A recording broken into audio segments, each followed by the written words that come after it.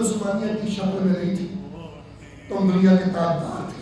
जहाँ से ताज टूटी थी ना, पाकिस्तान का मतलब क्या, ला इलाहा इल्लल्लाह मुहम्मद रसूलुल्लाह, पाकिस्तान मुस्लिम लीग आपको उसके साथ जोड़ना चाहती है। ये हमारी निकाह की मजलिस है।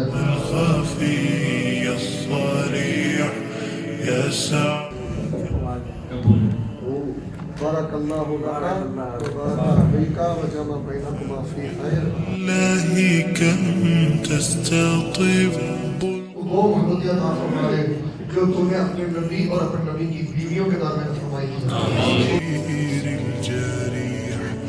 وينشط ذاك السقيم العليل وقد كان بالسقم دهرا طريق تقال العثار